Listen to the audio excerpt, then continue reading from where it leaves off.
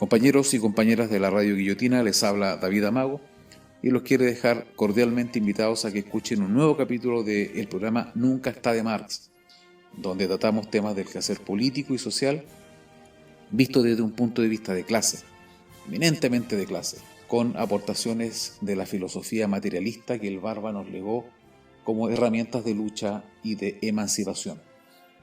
En este capítulo quiero hablar sobre un tema trascendente para la clase proleta, que es el 18 de octubre, no visto desde una conmemoración o una celebración, porque eso implica que algo ya murió, que algo ya pasó, sino visto desde un punto de vista de continuidad.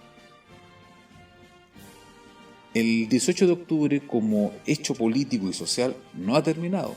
Terminó como hecho político burgués, como la cooptación de ese movimiento por parte de la clase parasitaria y del capital. Pero no ha terminado como un hecho político y social de la clase proletaria. Entonces los quiero dejar invitados a que escuchen este nuevo podcast que se viene interesante. ¡Vamos!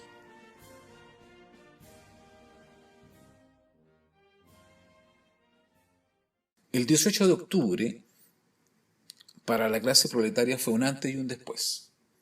Es un antes y un después. Porque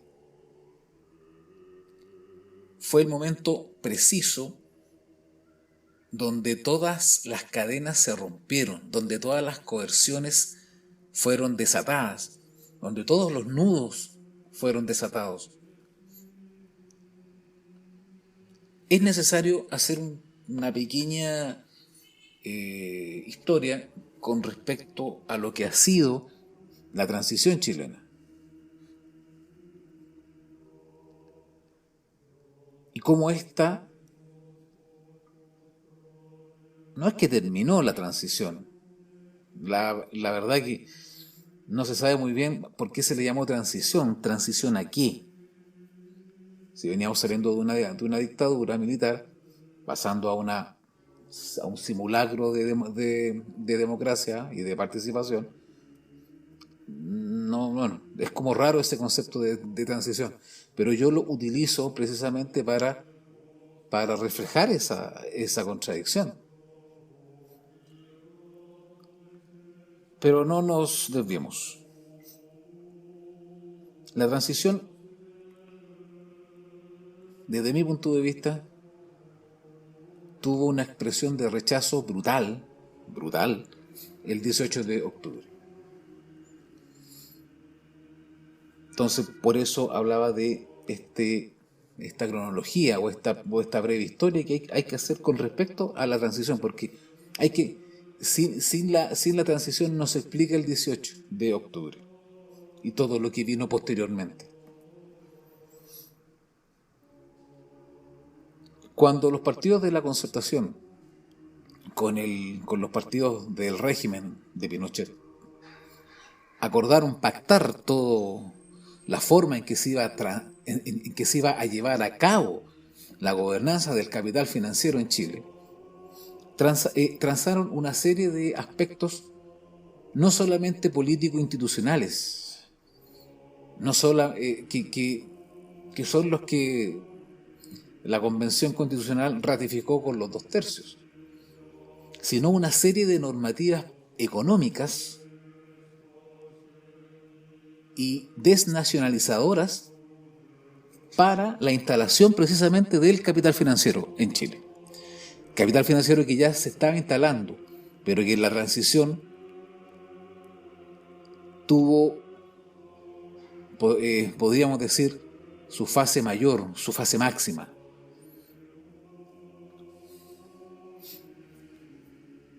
Pues bien,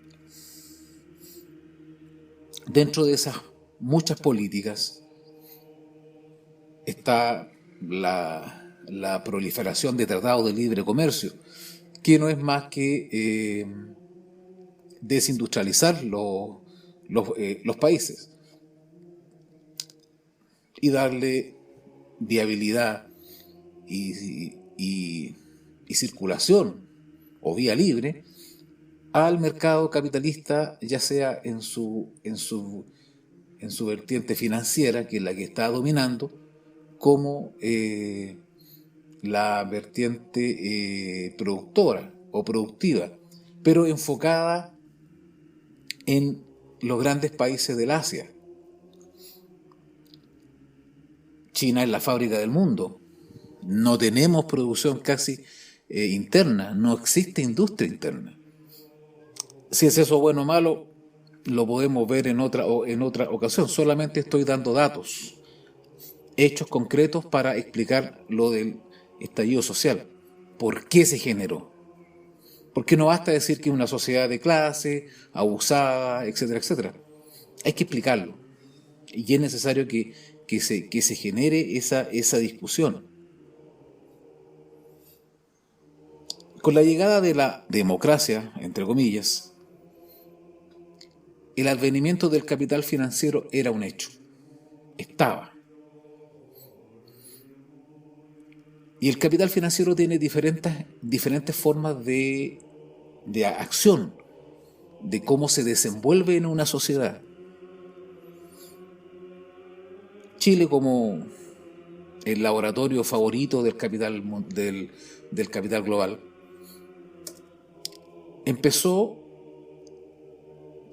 sus gobernantes empezaron a crear una serie de políticas de concentración económica. Desatada la ola desindustrializadora, desatada la ola de los tratados de libre comercio, la llegada en masa del capital extranjero, de la inversión extranjera, la industria o los pequeños productores que daban trabajo o tenían cierta importancia en la productividad nacional previo a la llegada del capital financiero, fue desapareciendo. En Chile existían una cadena de productores en diferentes áreas que abastecían al gran capital o conformaban sus propios polos de negocios y de producción, en que sus mercancías eran circulaban en el mercado interno chileno. Con la llegada de los tratados de libre comercio, todo eso, o gran parte de los pequeños productores, de la pequeña inversión local chilena, desapareció. Y desapareció de la peor forma. Porque la gran mayoría de esos trabajadores, o de esos productores o pequeños inversionistas, se transformó en asalariados o en cuentapropistas muy precarizados. La mayoría se asalarió, entró a la máquina de moler carne, que es el trabajo asalariado. Dejaron esa independencia en la cual estaban inmersos como producción. Pues bien, esa escena o ese cimiento de desindustrialización era la avanzada para la llegada masiva y no solo masiva como forma, sino como ideología, como gobierno, como gobernanza, como doctrina, que es la deuda. En Chile, el capital financiero no solamente se materializa en créditos de consumo, que es como lo más tangible y lo más directo en que uno puede explicarlo. ¿Qué es esto? ¿Qué es esto del capital financiero? No es solamente créditos de consumo. La lógica del capital financiero como orden es la deuda. Y la deuda se como usted observa, como usted bien puede ver, está ramificada en todas las áreas del quehacer social, del quehacer ciudadano y del quehacer consumo. Todo está ligado a una deuda. Absolutamente está todo concatenado a eso.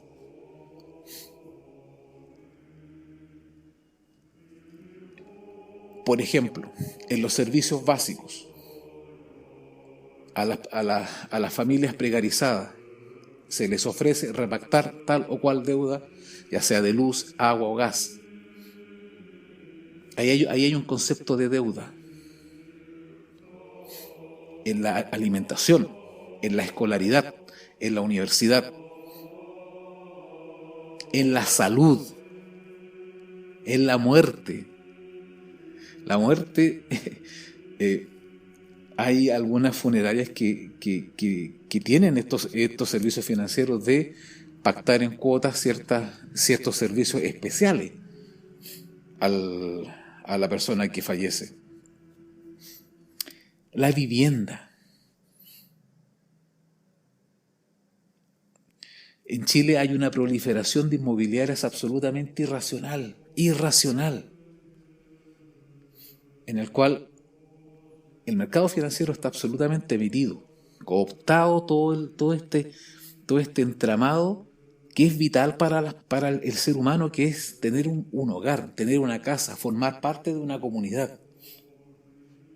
Hoy día las comunidades están prácticamente digitadas por las inmobiliarias, porque son ellos los que están creando el concreto de la casa. Y ese concreto de la casa o del departamento tiene un principio de deuda, un principio financiero. Bueno, y una serie de hechos más, una serie de situaciones más en que la deuda está presente. Los remedios, por ejemplo, la farmacia, esa lógica de la farmacia, que tú tienes que tener una tarjeta de ellos para tener descuentos, acceder a mejores precios, etcétera, etcétera. La minería dejó de ser un área de desarrollo productivo entre el hombre y el mineral. Desde hace un tiempo, con la llegada de la democracia, se transformó en otro factor financiero, de inversiones, donde hay un banco o una entidad financiera que te visa, a los que tienen cierto capital, poder explotar una mina o un sector determinado. En el comienzo fue Japón, estaba todo concentrado allá. Hong Kong, hoy día es China. O sea, todo funciona con una lógica financiera, con una lógica de deuda. Todo. Desde los grandes negocios hasta la microeconomía. En todo está metido esta inoculación financiera, esta inoculación capitalista de deuda, en todas las relaciones. Pues bien, si bien es cierto, el 18 de octubre tiene un principio ético y moral, de hastío, de cansancio, sus bases son materiales. Sus bases, todo proceso revolucionario tiene bases materiales, todos. Las salidas democráticas que la burguesía por lo general intenta hacer o ejecutar son salidas democráticas vistos como una imposición y una salida de la clase que gobierna, que es la burguesía. No son las salidas que el pueblo desarrolla, quiere o necesita como clase. Entonces, siendo el 18 de octubre o teniendo unas bases eminentemente materiales, tenemos que reflejar cuáles son. ¿A qué nos referimos con el hastío, con la indignidad en el que vive la población proletaria en Chile? Nos pueden decir, o el discurso rápido es las pensiones bajas, la mercantilización de ciertos derechos sociales básicos, la mercantilización de servicios básicos, pero todo eso tiene una lógica detrás, que hay que explicarla y hay que desarrollarla. Porque si me dicen a mí, ¿necesitamos mejores pensiones? Sí, ok, necesitamos mejores pensiones, pero necesitamos al adulto mayor, necesitamos darle otra orientación de vida, otros roles. No es solamente la pensión que se eleve un poco más,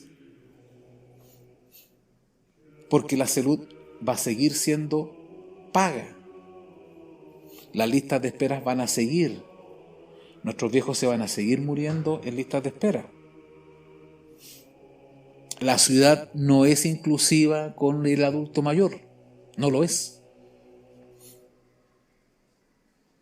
Entonces, si nos vamos a centrar solamente en un tema de dinero, de lucas más para una pensión, es una situación fácil de sortear para la gobernanza del capital. Sencilla. Entonces, explicar el 18 de octubre, escapar un poquito de las palabras dignidad, no fueron 30 pesos, sino 30 años, salir de aquello y darle una forma concreta, esa forma es la deuda. Y la deuda es el fundamento que llevó primero a la juventud proletaria a evadir el metro, para después contagiarnos a todos nosotros y ser partícipes de ese momento.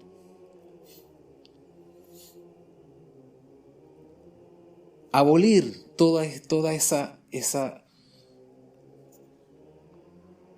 maquinaria, destruirla.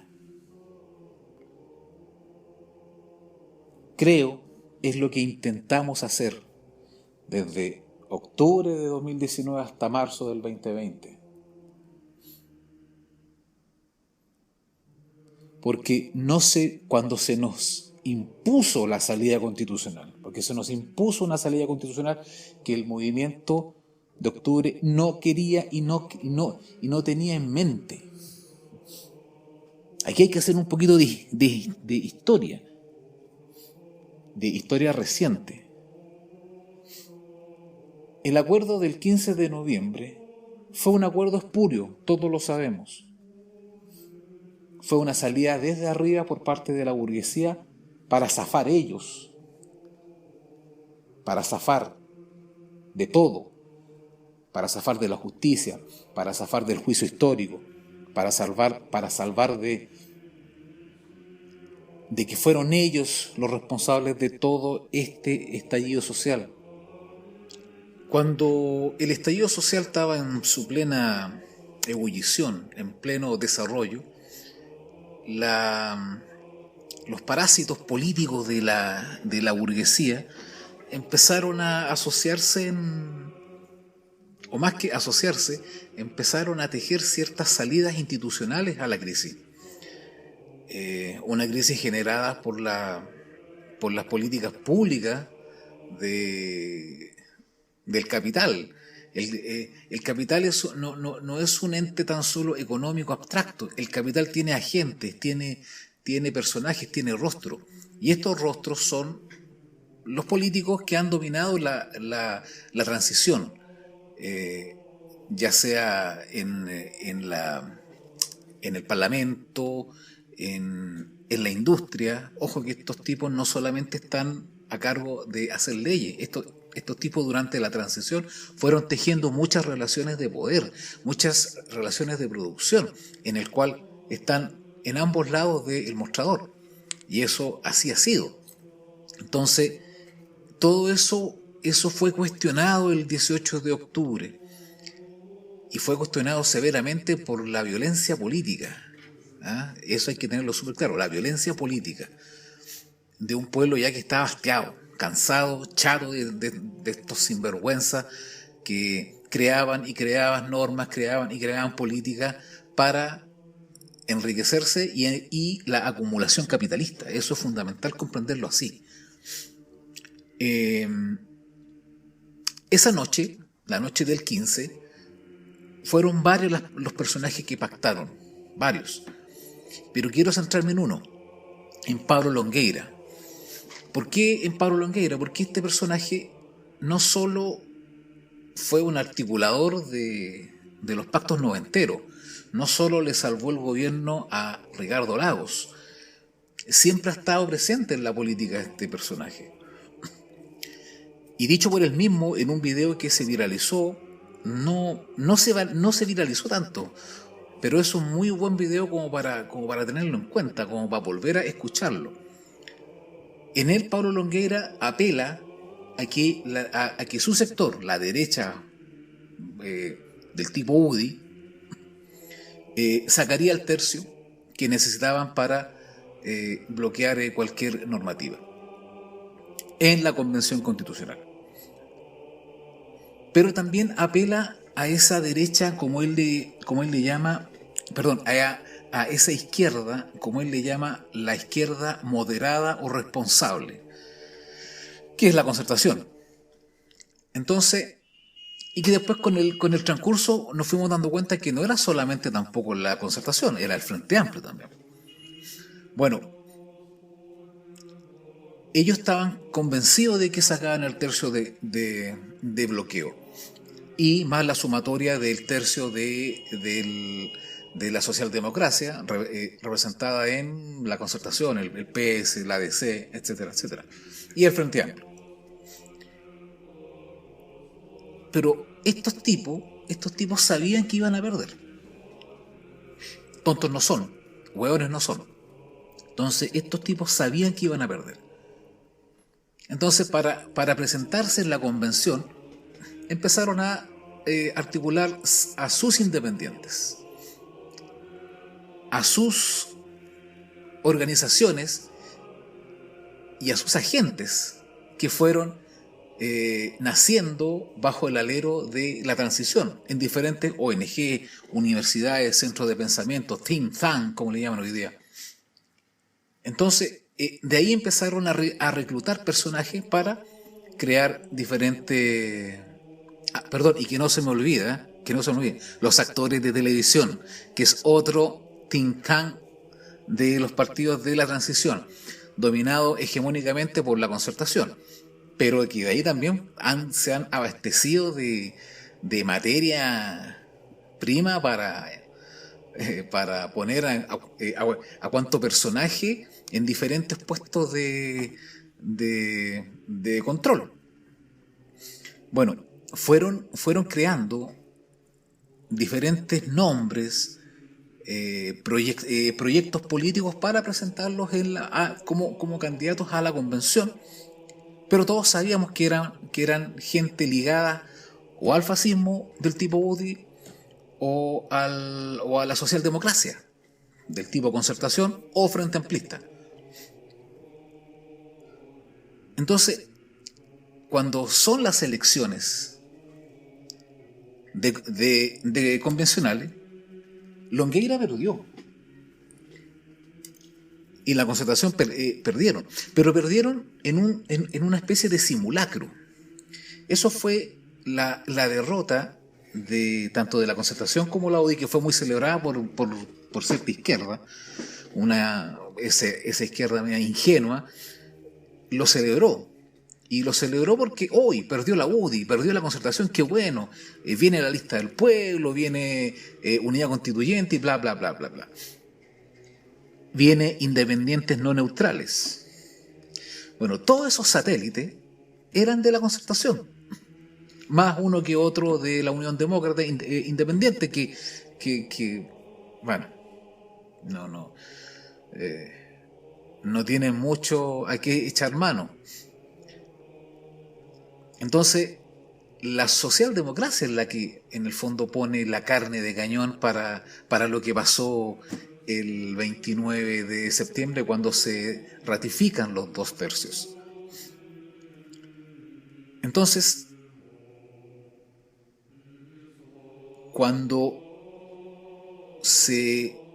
es derrotada la Concertación y la UDI, pero bajo un simulacro, eso fue un simulacro de derrota, se empiezan a articular en torno a estos satélites del cual estábamos hablando. Se articulan para llegar a la convención bajo esas chapas, bajo esas propuestas presentadas a la población, a la ciudadanía, como alejados de los partidos de la transición. Nacen una serie de personajes que salieron, que tuvieron vida en los matinales, como la Betsy Gallardo.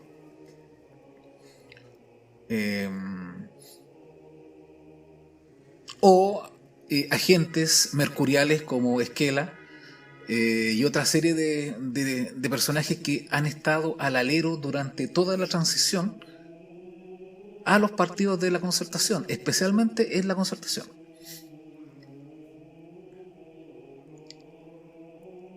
Dicho esto, la derrota simulada de la UDI como de la Concertación obliga a ese mundo al plan B. ¿Y cuál es el plan B? En que como tanto la UDI como la Concertación les fue horrible, tuvieron que empezar a negociar no negociar, porque eso no fue una negociada, eso ya estaba estipulado así. Empiezan entonces a reordenar a todos esos satélites en torno a crear las mayorías necesarias que necesitaban tanto el fascismo del tipo UDI como el mundo Concertación. Alguien puede decir, pero si era la oportunidad para reventar a la UDI, era el momento para extirpar al fascismo de todo espacio. Se suponía que debería ser así, pero no fue así. Y no fue así porque Longueira lo expuso con mucha claridad. Ellos negociaron con Boric también. No solamente con la Concertación, con la izquierda responsable o moderada. Ellos negociaron con el Frente Amplio. Algunos partidos del Frente Amplio criticaron la actuación de Boric al blindar al fascismo el tercio de bloqueo, al asegurarle al fascismo el tercio de bloqueo. Pero esas críticas quedaron ahí, quedaron en nada. Y todo ese mundillo del Frente Amplio, que en algún momento lo criticó, hoy día cri. Bueno, aquí voy con todo esto. En que la ratificación de los 2/3, y esto es necesario exponerlo así, porque Radio Guillotina es gente que piensa como yo. O sea, todos tenemos una visión clara de las cosas que pasaron y las cosas que iban a pasar. Como estos audios se van a viralizar y van a llegar a gente que a lo mejor cree que hemos sido engañados o que algo raro pasó aquí, bueno, es precisamente para esas personas que esto no fue que hayamos sido engañados. Esto se orquestó así se escribió, así se pactó. Hay mucho incrédulo que todavía dice, pero pucha, ¿por qué aprobaron los 2/3 si eso es obra de Jaime Guzmán? Entonces, a esas personas hay que plantearle las cosas desde una verdad política y desde una verdad de clase. Estos tipos actuaron como clase. El 15 de noviembre fue una salida de clase para los partidos de la transición y del capital. Si no recurrieron al pueblo como una salida a esa crisis, estos tipos apostaron al gatopardismo. Y el gatopardismo no es más que acordar entre los incumbentes de determinado orden o de determinado status quo. Aquí no hubo engaño. Aquí Boric no corrió con colores propios. Pablo Longueira lo dice claramente. Es muy claro. Nosotros, voy a tratar de citarlo textual. Cuando Jaime Coloma me llama y me dice que habían acordado con Boric, listo. Ahí queda la cuestión. Ahí se encierra. Ahí se cierra el círculo. Boric.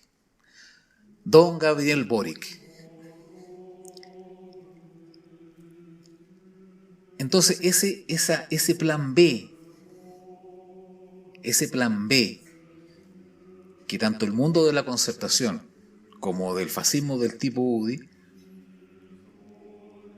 consistía nada más ni nada menos que en acelerar, se puede decir, la participación del Frente Amplio. No es que haya sido todo una sorpresa, no es así. Esto se acordó de tal manera. Todos los partidos que firmaron el 15 de noviembre del 2019 el acuerdo por la paz son los responsables de lo que pasó el día 29 de septiembre, que es la ratificación de los 2/3. Desengáñese, amigo y amiga, desengáñese de que Boric nos traicionó. Boric no nos ha traicionado. Boric es un representante de la clase burguesa que nos ha gobernado. Ya lo decía el historiador Alfredo Jocelyn Holt en su libro La Casa Tomada, si no me equivoco. Ahí desnuda lo que es Gabriel Boric y desnuda al otro personaje en cuestión que también vamos a hablar de él, que es Fernando Atria, que ya compañeros de la radio han hecho una notable, entre comillas, campaña para sacar a flote a este canalla. Bueno, si Atria lo que ha hecho no es más que es guzmanear, es disfrazarse de Jaime Guzmán. Esto de la Convención Constitucional me recuerda mucho a cuando en los años 80,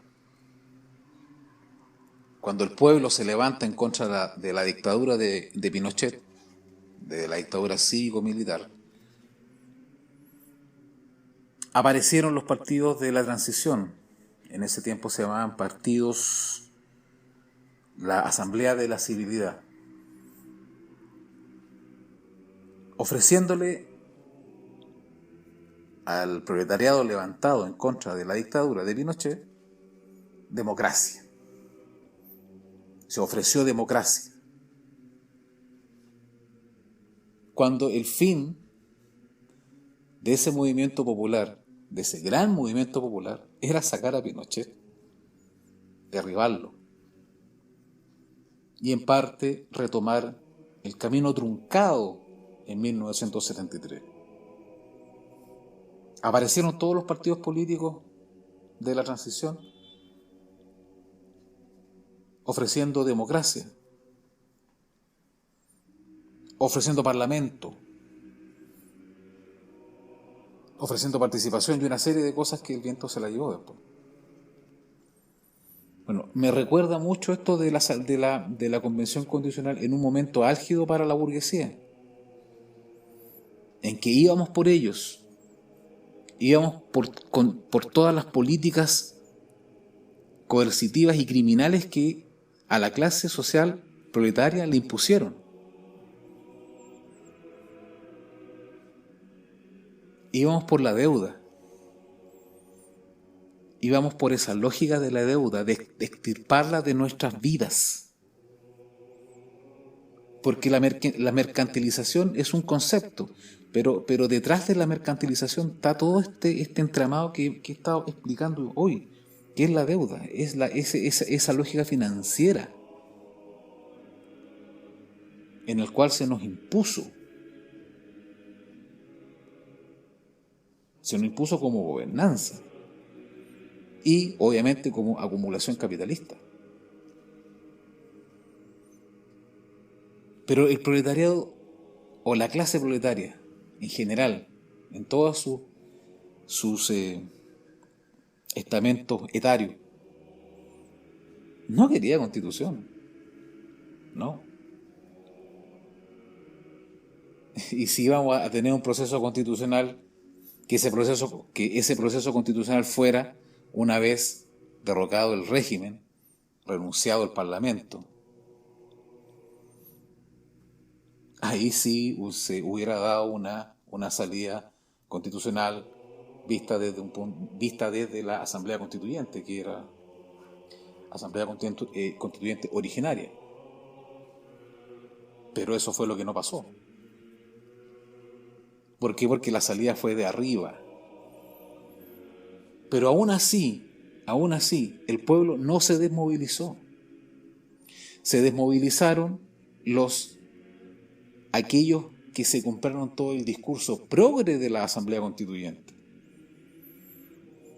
Pero posterior al 15 de noviembre, la violencia en la calle, la violencia de resistencia, la violencia para sacar a Piñera del gobierno, para votar la transición y a todos sus partidos políticos, seguía.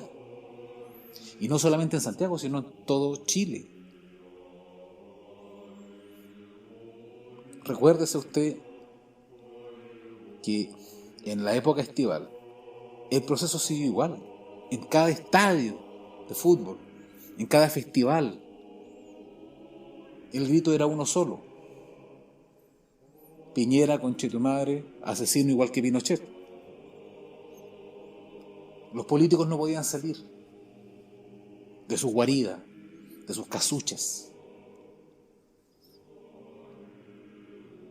Y llegó marzo, y es lo que yo he tratado de reflejar en todas mis columnas, en mi muro. Marzo se retomó la impronta del 18 de octubre. Marzo fue tan violento como octubre, fue tan masivo como octubre. Estaban todas las condiciones dadas para que el régimen cayera. Bueno, todos sabemos qué es lo que vino después.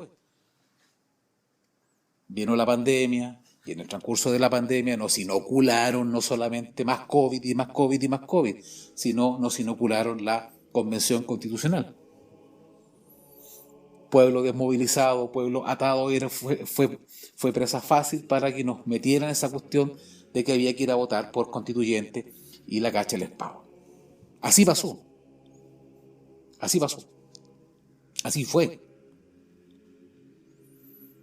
Entonces, y es una cosa muy loca, porque en medio de una pandemia, en medio de un confinamiento, nos hacen partícipes de la salida por arriba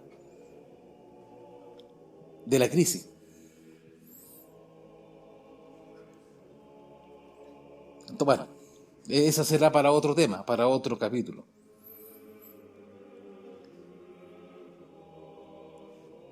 Y siempre en el 18 de octubre hay un tema que yo también lo he destacado en mi muro, que es que nosotros tuvimos un triunfo importante como clase. Y ese triunfo está radicado en que el movimiento de octubre, previo y posterior, logró derrotar a la imposición ideológica de castigo moral a la violencia de la resistencia, a la violencia que nace como forma de lucha contra la tiranía. La burguesía y sus parlantes de comunicación lo disfrazan como lumpen,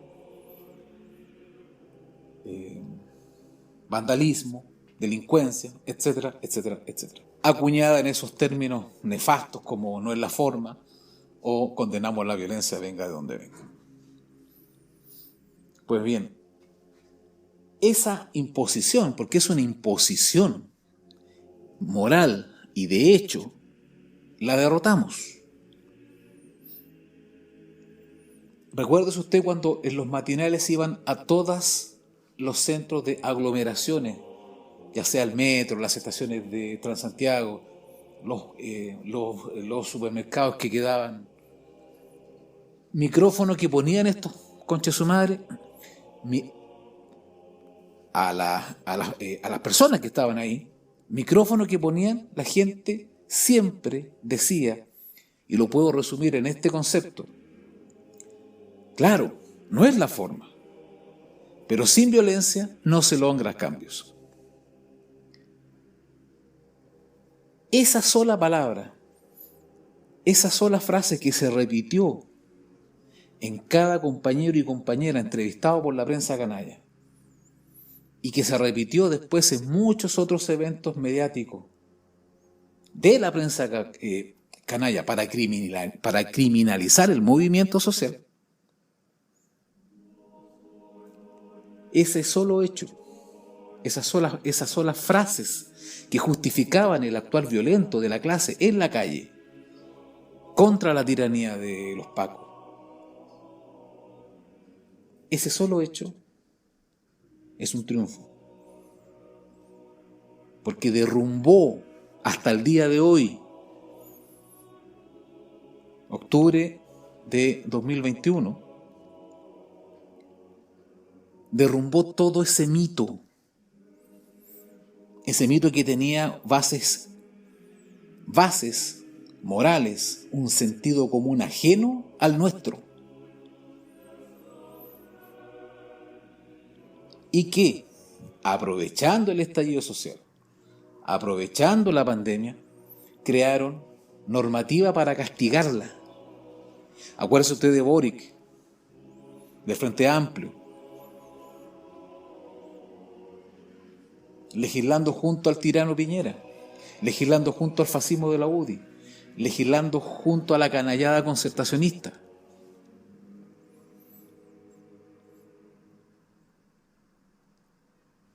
Entonces,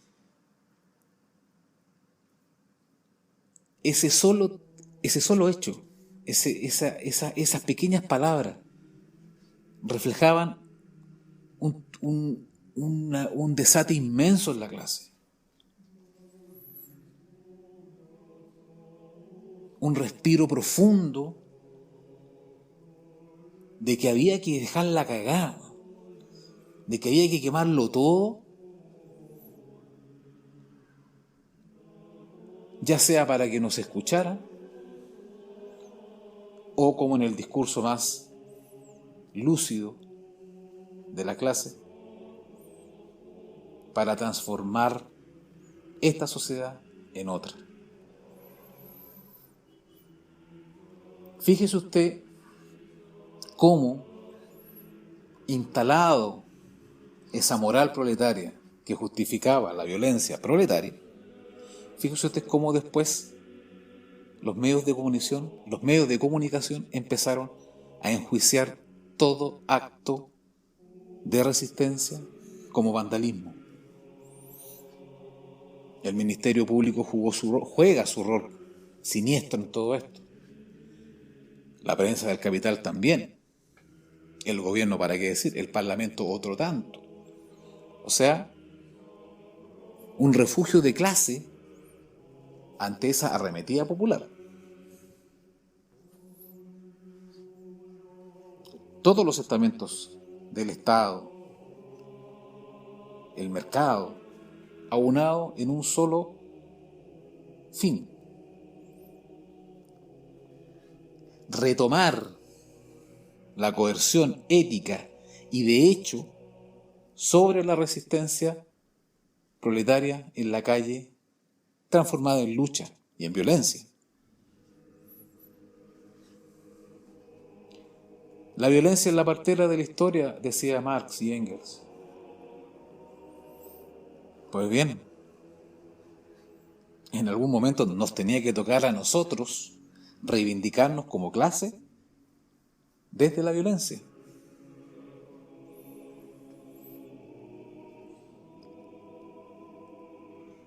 Como lo dije, eso fue un triunfo. Fue un combo que nosotros dimos. Y me temo que no ha sido bien valorado por la misma clase. Yo he intentado rescatar aquello. Porque lo siento así y lo viví así y lo presencié así.